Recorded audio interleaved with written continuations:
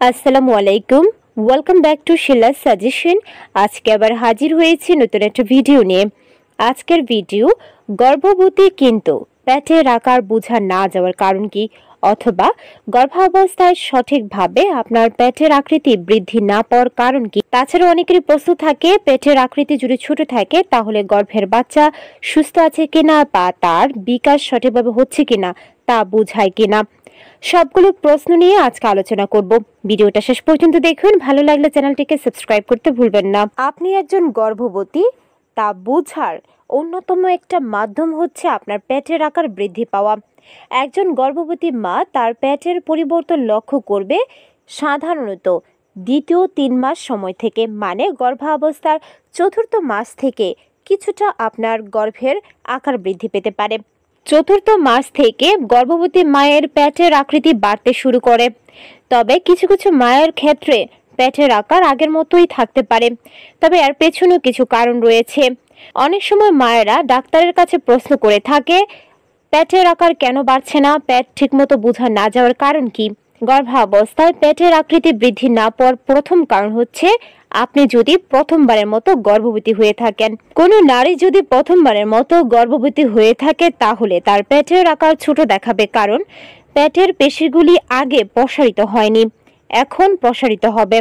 সুতরাং আপনার পেটের আকার প্রত্যাশার চেয়ে ছোট দেখাবে। আর যদি দ্বিতীয়বার গর্ভবতী হন তবে আপনার পেটের পেশি অবশ্যই আরামদায়ক হবে এবং আপনার বাচ্চার বাড়ার জন্য পর্যাপ্ত জায়গা থাকবে।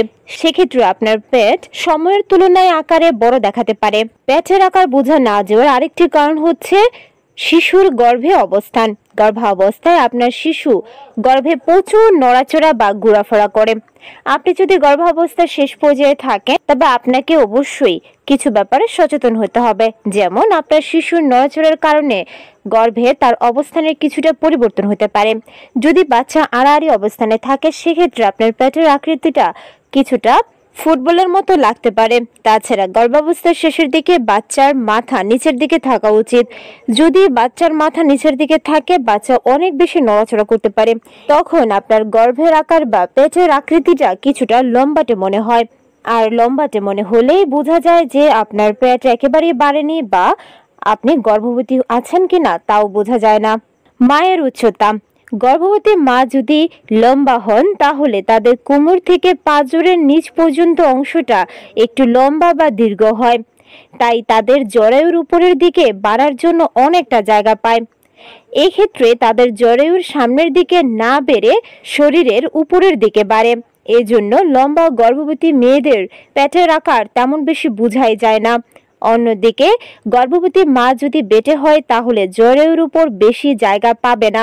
অন্যদিকে গর্ভবতী মা যদি বেটে হয়ে থাকে তাহলে জরায়ুর উপর বেশি জায়গা পাবে না, তাই সামনের দিকে পেটের আকার বাড়তে থাকবে এবং তার ফলে পেটের আকৃতি অনেক বড় দেখাবে। পেটের ভিতরে জায়গার অভাব হলে গর্ভবতী মায়ের জরায়ু যখন বড় হতে থাকে তখন অন্যান্য নির্দিষ্ট অঙ্গ যেমন প্লাসেন্টা এবং অন্ত্রগুলি জরায়ুর চাপে অন্যদিকে সরে যায়।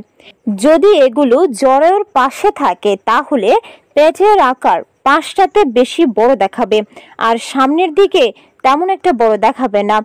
আর যদি প্লাসেন্টা এবং অন্ত্রগুলি জরায়ুর সামনে বা পেছনে থাকে তাহলে পেটের আকৃতি অনেক বড় বা গোলাকার দেখাবে। এখন জানবো পেটের আকার বড় না হলে কি গর্ভের বাচ্চার আকার ছোট হয়।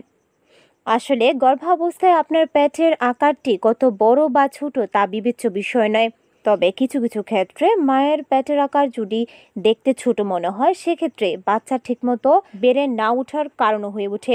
সেক্ষেত্রে ডাক্তার আল্ট্রাসাউন্ডের মাধ্যমে বাচ্চার ওজন, উচ্চতা এবং পেটের ভিতরে অবস্থান, বাচ্চার আকারের পরিমাপ করে পর্যবেক্ষণের মাধ্যমে সিদ্ধান্ত গ্রহণ করেন। তবে মায়ের পেটের আকার ছোট বা বড় হওয়া মানেই তা কোনো সমস্যার লক্ষণ এমনটা মনে করা উচিত নয়। তবে অনেকের ক্ষেত্রে পেটের আকৃতি ছোট বা বড় হওয়ার কারণটা জেনেটিক হতে পারে, মানে বংশগতভাবে অনেকের শারীরিক গঠন এমন হয় যার ফলে পেটের আকৃতি তেমন বৃদ্ধি পায় না। অনেক গর্ভবতীর পেটের আকৃতি ছোট হলে তাদের মাথায় প্রশ্ন আসে, কি খেলে বাচ্চার ওজন বাড়বে।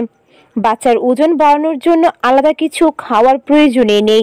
সুস্থ গর্ভধারণের জন্য যে সকল পুষ্টিকর খাবারের পরামর্শ দেওয়া হয় সেগুলো খাওয়া এবং স্বাস্থ্যকর জীবনযাপন করাটাই আসল কথা। অনেকের পেটের আকৃতি বৃদ্ধি না পেলেও গর্ভের বাচ্চার ওজন কিন্তু ঠিকই বৃদ্ধি পায়। সেক্ষেত্রে ডাক্তারের পরামর্শ মেনে চলা উচিত।